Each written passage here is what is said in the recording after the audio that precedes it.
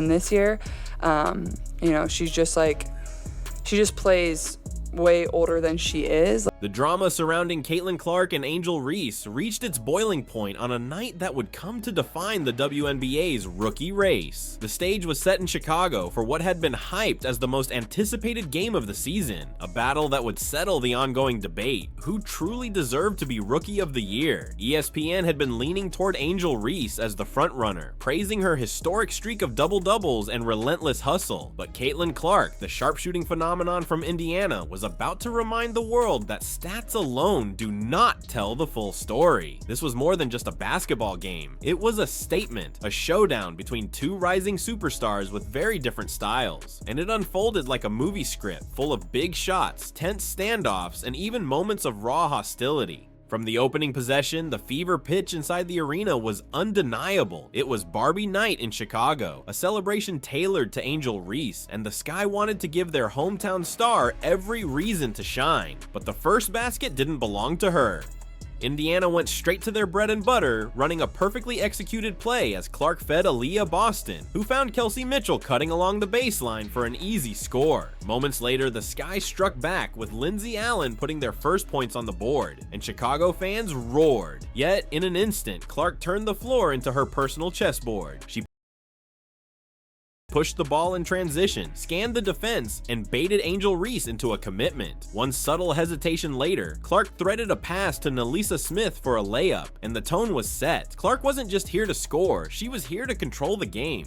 So I think it's a really great opportunity for us to go in there and, you know, see what we're made of, have a little pressure. Early on, it seemed Chicago's unsung heroes were ready to steal the spotlight. Camila Cardoso asserted herself in the paint, scoring effortlessly as Indiana's bigs flew past her. Michaela Onyenwere, tasked with the impossible job of defending Clark, hit a smooth floater to open her account, but she quickly learned the cost of a single mistake. One moment of going under a screen against Caitlin Clark, and the rookie sensation made her pay from deep. The crowd barely had time to process the swish before Angel Reese answered in her own way, launching a rare three-pointer from the top of the arc. The shot went in, but a whistle erased it from the stat sheet. Chicago's guards were fearless though, and Lindsay Allen caught fire in a way no one saw coming. 3 straight jumpers, capped by a fading baseline shot, had her grinning ear to ear as the Sky went on an 11-0 run. It was the perfect storm. The WNBA's worst three-point shooting team suddenly couldn't miss from downtown, and the Fever were reeling. Yet, in games like this, momentum is fragile. Caitlin Clark sensed the urgency. She began attacking the rim, slicing through defenders with a combination of craft and fearlessness.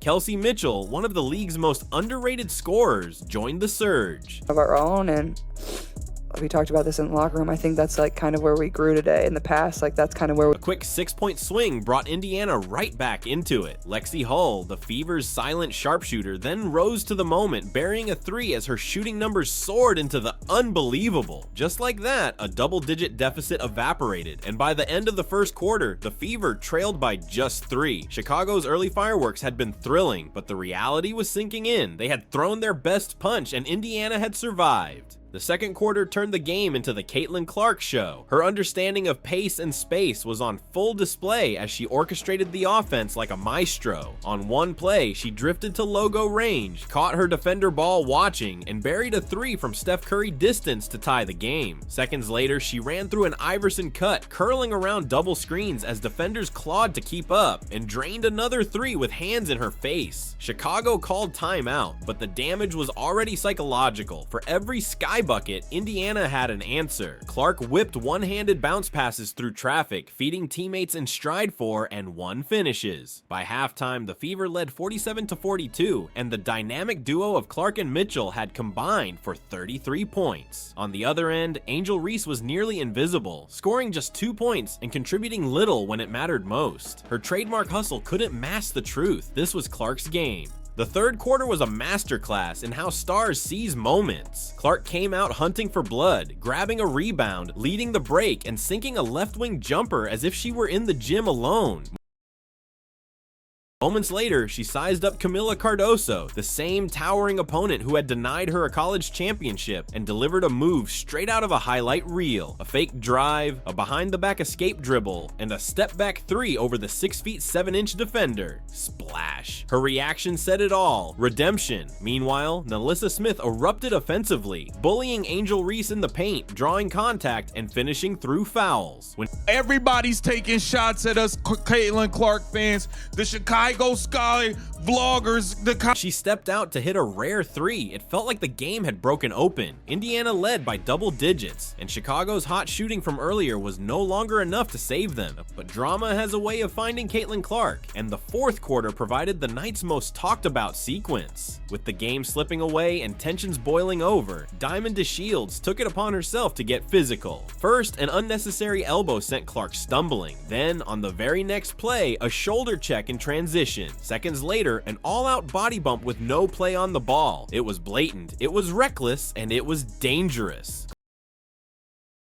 Clark's face said everything. Frustration, disbelief, and a flash of anger as she seemed to mouth that she wanted to punch her in the face. Yet in a moment that cemented her professionalism, she walked away. She channeled the frustration into free throws and continued padding her stat line in the only way that truly mattered: scoring, assisting, and winning. When the final buzzer sounded, the scoreboard told the story. Indiana 100, Chicago 81. Caitlin Clark had delivered one of the finest performances of her young career. 31 points, 12 assists, 4 rebounds, and 8 of 14 shooting. It wasn't just the stats, it was the control, the poise, the way she elevated everyone around her while dismantling the narrative that Angel Reese had a stranglehold on the Rookie of the Year award. Reese, for all her headlines and historic double-double streaks, spent most of the night invisible. Her eventual 10-point, 10-rebound stat line came in garbage time, long after the game had been decided, and felt more like a technicality than a triumph. The contrast was stark. Clark dominated when it mattered. Reese chased numbers when it didn't. This game didn't just end a debate, it redefined it. On a Friday night with no NBA games to steal the spotlight, the WNBA owned the conversation, and Caitlin Clark owned the court. Fans witnessed a star who not only met the hype, but exceeded it in hostile territory under maximum pressure. For anyone still questioning who the true Rookie of the Year should be, the answer felt indisputable. Clark had walked into Angel Reese's house, silenced the crowd, outplayed her rival, and left with both the win and the statement she needed.